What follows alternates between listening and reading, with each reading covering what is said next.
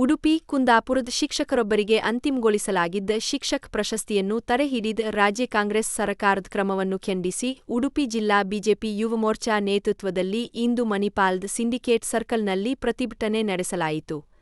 ಬಹುಶಃ ಅಧಿಕಾರಕ್ಕೆ ಬಂದ 15 ತಿಂಗಳಿಂದ ಕೇವಲ ಭ್ರಷ್ಟಾಚಾರ, ಅಕ್ರಮಗಳು, ಅದೇ ರೀತಿ ಹಿಂದುಗಳಿಗೆ ಅನ್ಯಾಯ ಮಾಡೋದಕ್ಕೆ ಒಂದು ಹೆಸರುವಾಸಿ.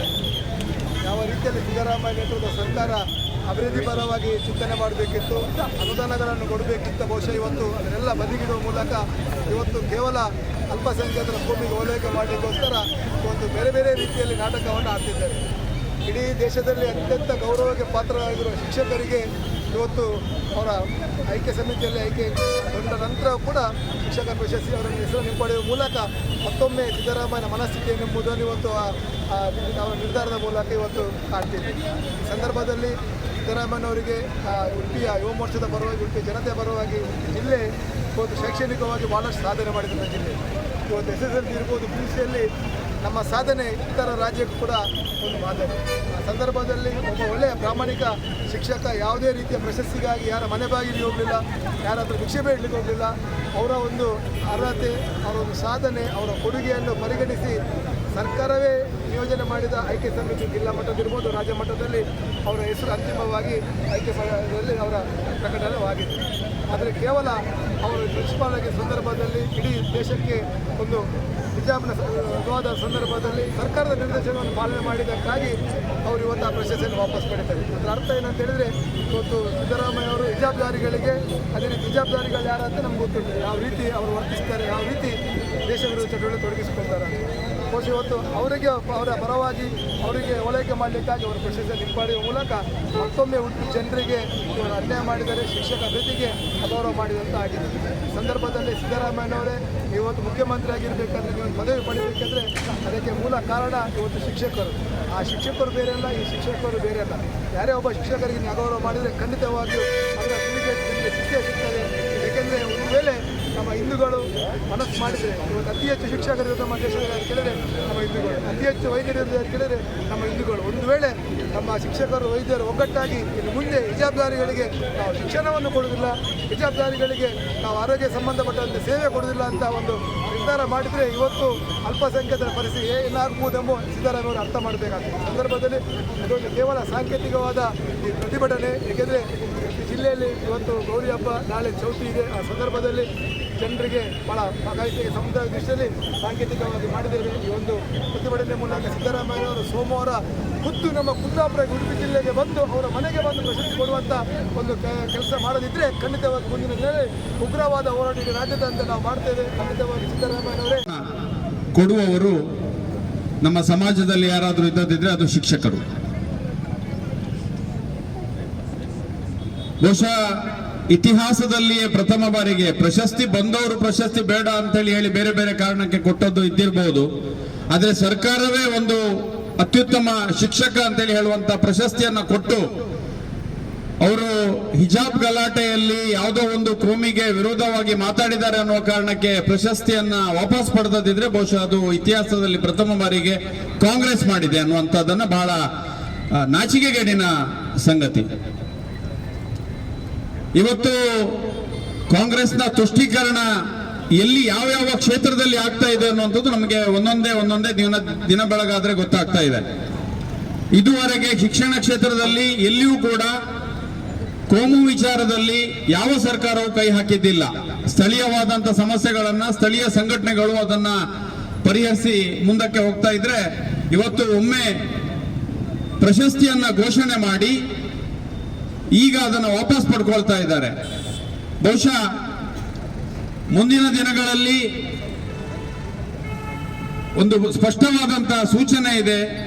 ಹಿಂದೂಗಳಿಗೆ ಈ ದೇಶದಲ್ಲಿ ಬದುಕಲಿಕ್ಕೆ ನಾವು ಅವಕಾಶವನ್ನ ಕೊಡ್ತಾ ಇಲ್ಲ ಅನ್ನುವಂಥ ಸೂಚನೆಯನ್ನ ಈ ಶಿಕ್ಷಕರ ಪ್ರಶಸ್ತಿಯನ್ನು ಹಿಂಪಡೆಯುವ ಮೂಲಕ ರಾಜ್ಯ ಸರ್ಕಾರ ನಮಗೆ ಕೊಟ್ಟಿದೆ. ಪ್ರತಿ ಬಾರಿ ಬಿಜೆಪಿಯವರು ಕಾರ್ಯಕ್ರಮಗಳನ್ನು ಮಾಡಿದಾಗ ಇದೇ ಕಾಂಗ್ರೆಸ್ನವರು, ಎಡಪಂಥೀಯಗಳು ನಮ್ಮನ್ನ ದೂಷಣೆ ಮಾಡ್ತಾ ಇದ್ರು. ಬಿಜೆಪಿಯವರು ಕೋಮುವಾದಿಗಳು, ಅವರಿಗೆ ಬೇರೆ ಧರ್ಮವನ್ನು ಕಂಡ್ರೆ ಆಗುವುದಿಲ್ಲ ಎನ್ನುವಂತ ಅಪವಾದಗಳನ್ನು ನಮ್ಮ ಮೇಲೆ ಹಾಕ್ತಾ ಇದ್ರು. ಆದ್ರೆ ಇವತ್ತೊಂದು ಸರ್ಕಾರ ಹಿಜಾಬ್ನ ಗಲಾಟೆಯಲ್ಲಿ ನ್ಯಾಯವನ್ನ ಮಾಡ್ಲಿಕ್ಕೆ ಹೋದಂತ ಒಬ್ಬ ಪ್ರಾಂಶುಪಾಲರಿಗೆ ಕೊಟ್ಟ ಪ್ರಶಸ್ತಿಯನ್ನ ಹಿಂಪಡಿತಾರೆ ಅಂತ ಹೇಳಿದ್ರೆ ನಿಜವಾದ ಕೋಮುವಾದಿಗಳು ಯಾರು ಅನ್ನೋದನ್ನ ಇವತ್ತು ನಾವು ಪ್ರಶ್ನೆ ಮಾಡಬೇಕಾಗಿದೆ, ಚಿಂತಿಸಬೇಕಾಗಿದೆ. ಒಬ್ಬ ಸಜ್ಜನ ಪ್ರಾಂಶುಪಾಲ, ಕುಂದಾಪುರದ ಸರ್ಕಾರಿ ಪದವಿ ಪೂರ್ವ ಕಾಲೇಜಿನಲ್ಲಿ ಒಬ್ಬ ಸಜ್ಜನರಾದಂತ ಒಬ್ಬ ರಾಮಕೃಷ್ಣ ಅನ್ನುವಂತ ಒಬ್ರು ಪ್ರಾಂಶುಪಾಲರು ಇವತ್ತು ಏನು ಆ ಸಂದರ್ಭದಲ್ಲಿ ಏನು ನಡವಳಿಕೆಯನ್ನ ತೋರಿಸಬೇಕಿತ್ತು ಆ ನಡವಳಿಕೆಯನ್ನ ತೋರಿಸಿದ್ದೇ ಹೊರತು ಅವರು ಯಾವುದೇ ಧರ್ಮದ ಪರವಾಗಿ ಅವತ್ತು ನಿಂತಿರಲಿಲ್ಲ. ಆ ಸಂಪೂರ್ಣ ಘಟನೆಯ ನೇತೃತ್ವವನ್ನ ಹೊತ್ತವರು ಉಡುಪಿಯಲ್ಲಿ ಯಶ್ಪಾಲ್ ಮತ್ತೆ ಕುಂದಾಪುರಕ್ಕೂ ಕೂಡ ಆ ಸಂದರ್ಭದಲ್ಲಿ ಅವರು ಬಂದಿದ್ರು.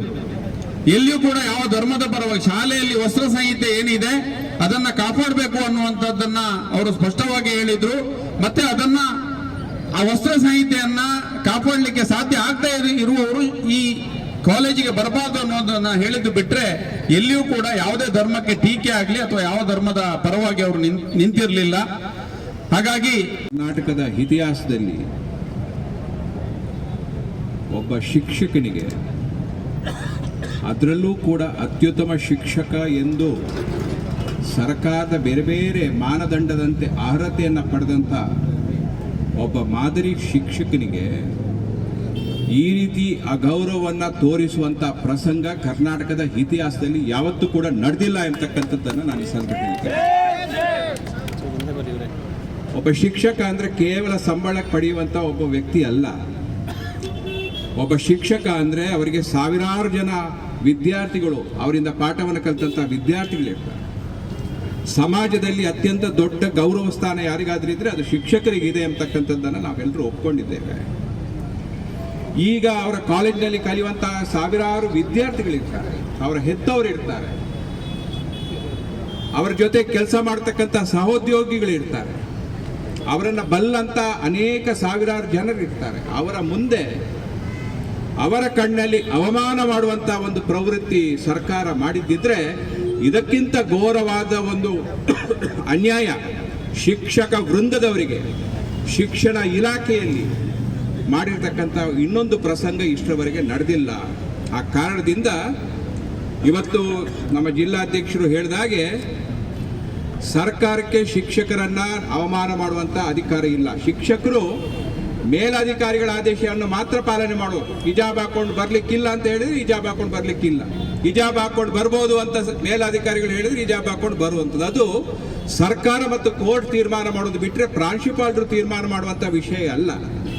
ಅಂಥ ಸಂದರ್ಭದಲ್ಲಿ ಒಂದು ವರ್ಗವನ್ನ ಅವರನ್ನ ಸಂತೋಷಪಡಿಸಬೇಕು ಎಂಬತಕ್ಕಂಥ ಏಕೈಕ ಉದ್ದೇಶದಿಂದ, ತುಷ್ಟೀಕರಣದ ದೃಷ್ಟಿಯಿಂದ ಒಬ್ಬ ಶಿಕ್ಷಕನನ್ನ ಅವಮಾನ ಮಾಡಿ ಆ ತುಷ್ಟೀಕರಣಕ್ಕೆ ಅವರ ತುಷ್ಟೀಕರಣ ಮಾಡುವಂತ ಒಂದು ವ್ಯವಸ್ಥೆ ಮಾಡ್ತಿದಾರಲ್ಲ ಸರ್ಕಾರ, ಇದರಲ್ಲಿ ರಾಜಕೀಯ ಮಾಡ್ತಿದಾರಲ್ಲ, ಇದನ್ನ ನಾವು ಭಾರತೀಯ ಜನತಾ ಪಕ್ಷದವರು ಘೋರವಾಗಿ ಖಂಡಿಸಬೇಕು ಮತ್ತು ಇದನ್ನ ನಾವು ಖಂಡಿತವಾಗಿ ಖಂಡಿಸ್ತೇವೆ ಅಂತಕ್ಕಂಥ ಮಾತನ್ನು ಈ ಸಂದರ್ಭದಲ್ಲಿ ಹೇಳಿ, ಈ ಶಿಕ್ಷಕರಿಗಾದಂಥ ಅಗೌರವವನ್ನ ಸರಿಪಡಿಸಬೇಕಾದ್ರೆ ಮುಖ್ಯಮಂತ್ರಿಗಳ ಕೈಯಿಂದಲೇ ರಾಮಕೃಷ್ಣ ಅವರಿಗೆ ಆ ಒಂದು ಏನು ರಾಜ್ಯ ಪ್ರಶಸ್ತಿ ಸಿಕ್ಕಿದೆ ಅದನ್ನ ಮುಖ್ಯಮಂತ್ರಿಗಳೇ ಒಂದು ರೀತಿಯಲ್ಲಿ ಮುಖ್ಯಮಂತ್ರಿಗೆ ಅವಮಾನ ಆಗುವಂತ ರೀತಿಯಲ್ಲಿ ಅವರಿಗೆ ಆ ಪ್ರಶಸ್ತಿಯನ್ನು ಪ್ರದಾನ ಮಾಡತಕ್ಕಂಥದ್ದು ಮುಖ್ಯಮಂತ್ರಿ ಕೈಯಿಂದಲೇ ನಡೀಬೇಕು.